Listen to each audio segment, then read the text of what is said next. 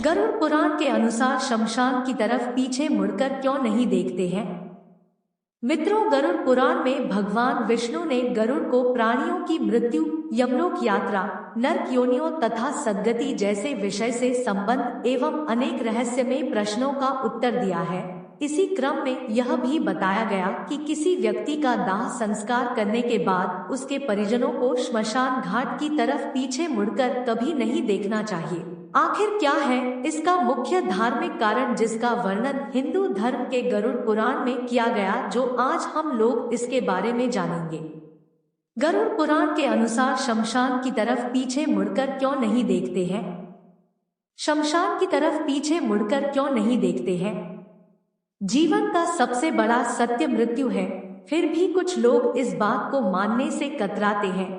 इसीलिए महाभारत में युधिष्ठिर ने यमराज कहा था कि दुनिया का सबसे बड़ा आश्चर्य यह है कि लोग रोज न किसी की मृत्यु होते देखता है, सुनता है, लेकिन स्वयं वह अपने मरने के बारे में कभी नहीं सोचता है, जबकि मौत तो सबको एक ना एक दिन आनी ही है। मित्रों, हमारा शरीर 5 तत्व पृथ्वी, जल, वायु, अग्नि, हवा इसी से मिलकर बना हुआ है और एक दिन इसी में मिल जाना है।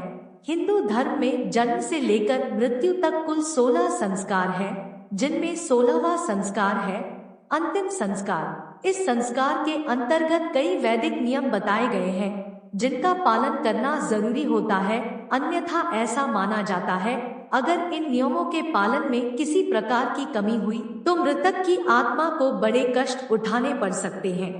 सूर्यास्त से पहले दाह संस्कार करना, कपाल क्रिया, पुरुष परिजनों का मुंडन, पिंडदान तथा रात कर्म आदि, ये इन सब क्रियाएं अंतिम संस्कार में शामिल है। ऐसे ही कुछ नियम हैं जिनका उल्लेख गरुड़ पुराण में मिलता है।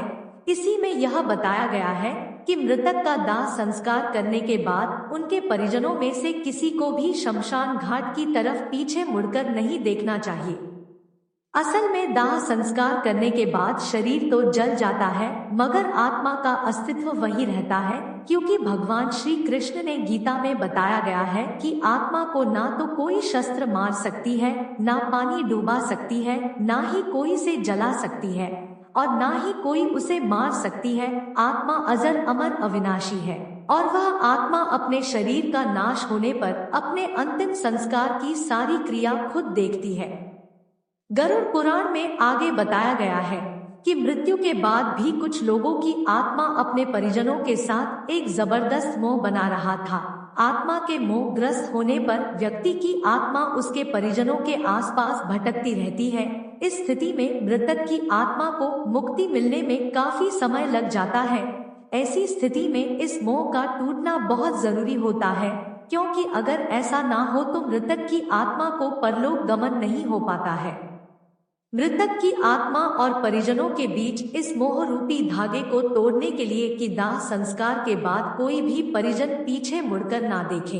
अगर किसी ने भी पीछे मुड़कर देखा तो मृतक की आत्मा को यह लगेगा कि परिजनों के अंदर अभी भी मेरे प्रति लगाव है और वह लौट सकती है।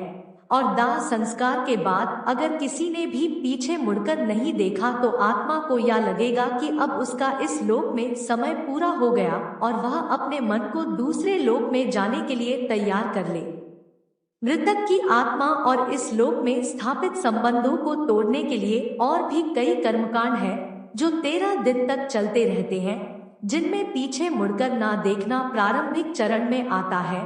शमशान में जलती चिता की ओर पीछे मुड़कर देखने पर मृतक की आत्मा जीवित व्यक्ति को प्रभावित करके उन्हें सता भी सकती है।